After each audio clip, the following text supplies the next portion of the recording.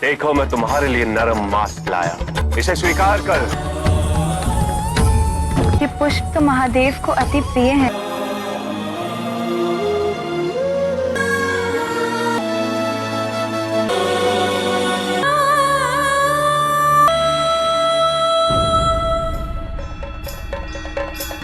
हर हर महादेव।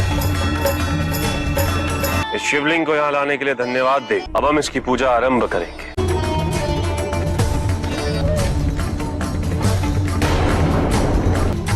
रुको, ये क्या कर रहे हो? इस पवित्र शिवलिंग पर इन दूषित वस्तुओं को क्यों चढ़ा रहे हो? ये वस्तु दूषित कैसे हो सकती है देवी? संसार में सारी वस्तुएं शिव द्वारा बनाई गई है। तुम पूजा प्रणाली के विरुद्ध कार्य कर रहे हो। महादेव को मांस और रक्त नहीं, दूध, धतूरा और बेलपत्र चढ़ाया जाता है और उनके मंत्रों का जाप किया जाता है। बस देवी, मेरी पूजा में अवरोध कर मेरा अपमान न करो। नहीं आता हमें कोई मंत्र मंत्र, यही है मेरी पूजा प्रणाली। उचित है, तो अपनी पूजा अपने शिवलिंग पर करो। शिवलिंग शिवलिंग होता है देवी, हमारा या आपका नहीं। महादेव तुम्हारे द्वारा चढ़ाई हुई इन दूषित वस्तुओं को स्वीकार नहीं करेंगे। देखना चाहोगी?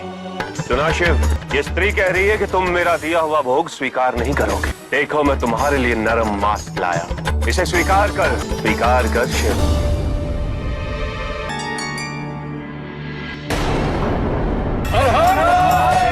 हमारे द्वारा आपकी पूजा अर्चना में जो व्यवधान उत्पन्न हुआ वो हमारी भूल थी। हमारा ही आपसे निवेदन है कि अब हमें हमारी पूजा करने का अवसर दिया जाए। इसे अपनी भूल का आभास हो गया है और क्षमा करना तो हम शिव भक्तों का आचरण है।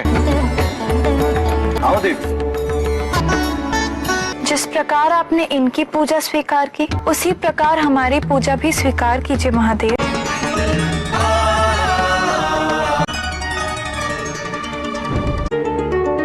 क्या कारण है कि महादेव ने आपका दूषित मांस स्वीकार किया और हमारे पुष्प नहीं? पूजा विधि से नहीं, भक्ति भाव और समर्पण से संपन्न होती है देवी। फूलों को सुंदर और पवित्र मानकर भगवान को अर्पित कर दी। उसे एक दिन वैसे ही छोड़ दो तो उससे भी दुर्गंध आने लगेगी। स्नान करने से तुम्हें अपनी बाहरी पवित्रता की अनुभूति तो होगी, किंतु शरीर में निरंतर जो मल बन रहा है उसका क्या? ये पवित्र और अपवित्र का भेद एक भ्रम है देवी। इस संसार में जो कुछ भी है शिव का है और जो शिव का है वो शिव है, अर्थात पवित्र है। आज हमें सत्य का परम ज्ञान प्राप्त हुआ है। हमें इस शरीर भाव से मुक्त होना ही होगा।